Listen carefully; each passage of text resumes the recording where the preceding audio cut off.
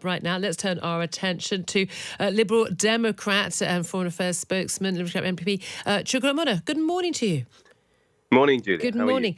Very well indeed. Well, of course, we've seen all the latest polls that are showing, say that apparently, a Corbyn bounce. We've seen the damage to the Tory party as a result of the Brexit party announcing that they're going to stand in 600 of the 650 seats unless Boris Johnson tears up his withdrawal agreement, splitting that Leave vote.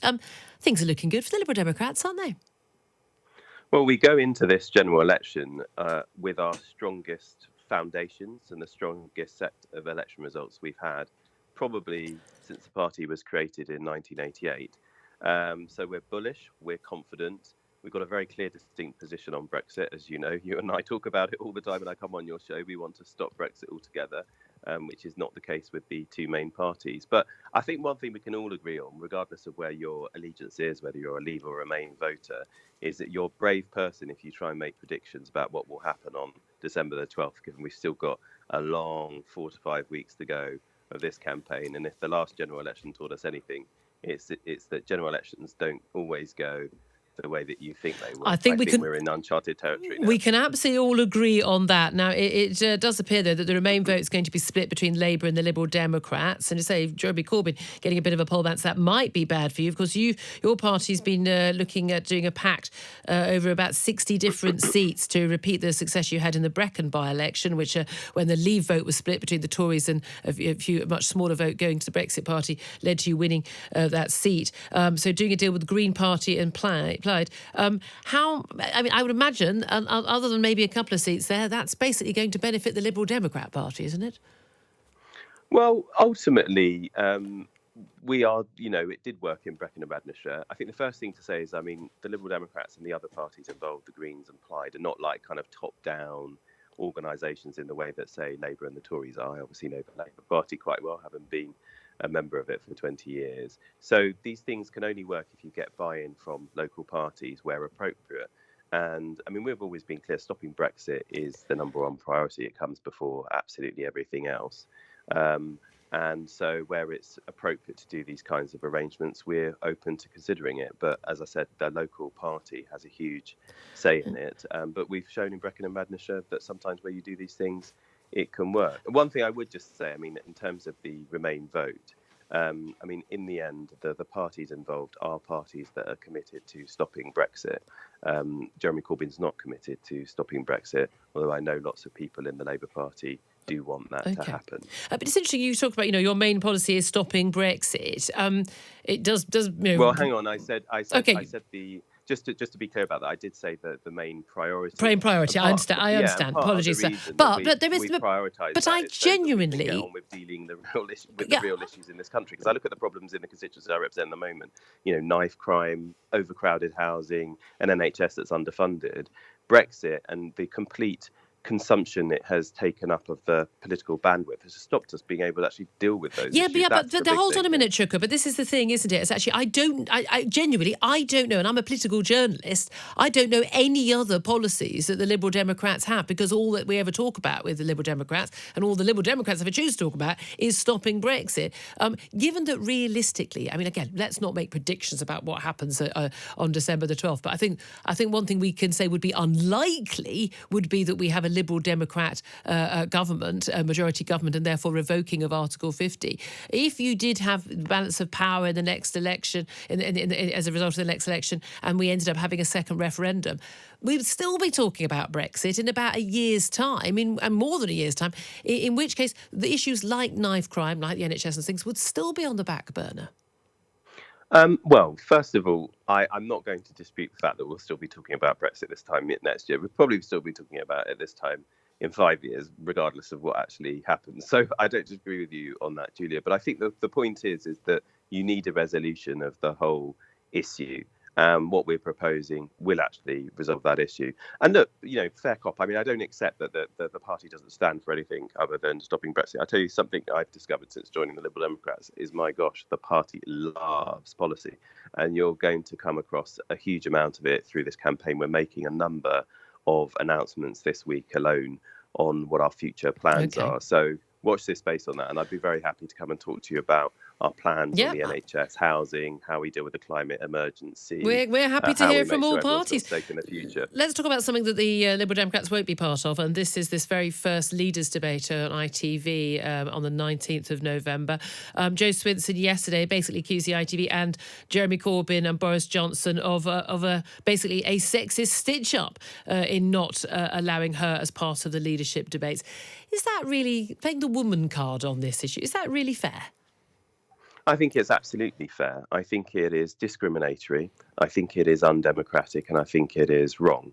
The first thing to say is, I mean, obviously, she is the only woman leader of. Why is her possession of fallopian tubes relevant? Whether she should be in a leaders' debate? If you just let me finish, she's the only one of the three main parties, obviously, who is a woman, and two blokes have decided that they wish to exclude her from a debate. Now, in 2010, we had similar poll ratings and similar electoral performance going into that debate, and the party leaders and the broadcasters agreed that it should be a three-way affair. The only difference between then and now is that we have a woman leader now, and there was a male leader then. That's the first thing. The second thing is, if you look at the actual Ofcom rules, and you'll be very familiar with this because you're very good at paying attention to them at talkRADIO, it's clear that when you're in an election period, we're about to enter the regulated period at midnight tomorrow, you have to have due regard and give proportionate cover to the main political parties based on their current electoral performance, and you should also make sure there's a range of views. Now, based on our electoral performance this year, in the national election for the first time in 100 years, we beat both Labour and the Tories. And of course, as I've just said, Boris Johnson and Jeremy Corbyn do not want to stop Brexit. Of course, that's the biggest political issue of the day. No, but hold on. You made a number of claims there. You're saying similar poll ratings to what happened in 2010. Everyone, there was this big issue about Nick Clegg joining the three-way debate ahead of the 2010 elections with Gordon Brown and David Cameron. Ahead of that election, the Liberal Democrats had 62 MPs. They'd won 22% of the vote. They went on to win 57 MPs on 23% of the vote. You currently have 20 MPs. 8 of them are like you, MPs who weren't elected as Liberal Democrats, and you're only on 14% of the vote. In no way can you claim to be in a similar position as you were ahead of the 2010 general election. Actually, I'd say we're in a better position. You just said you were in the same position. So which is it, same or better? Well, I'd argue you're in a better position with fewer MPs and a lower predicted share of the vote. Yes, but this is... How does that work? I'll explain how it works. If you go purely on 2017 results, as if somehow people's opinions were frozen in aspect at that time and they still exist now, then you might be able to make the argument that you're making. But if you actually look at the election results this year, as I said, Labour and the Tories got 23.2% of the vote combined in the national elections we had in May. We got 20% of the vote. In the English local elections, we put on over 700 councils, took control of 6 councils.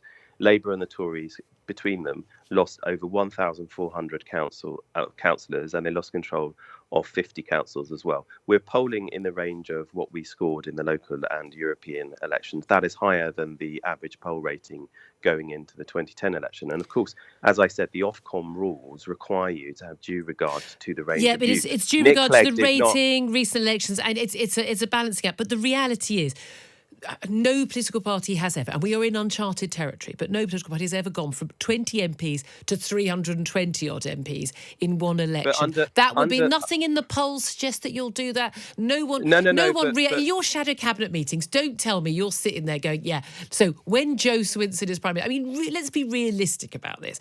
Your party, you may well hold the balance of power at the after the next election if there is a hung parliament. But the TV leadership debate between prospective prime ministers, that can only be between people who will be prime minister as opposed to someone who might... Joe Swinson isn't going to be the next prime minister, is she? But that is just wrong. That is a misunderstanding of the Ofcom rules. And as you just said, well, look, you may well hold the balance of power. I'd say that in and of itself is an argument to have the leader of the Liberal Democrats. But has any of this got anything to do with her being a woman? Because I've never heard Joe Swinson, I've never heard Nicola Sturgeon or Theresa May ever play the woman card the way Joe Swinson does.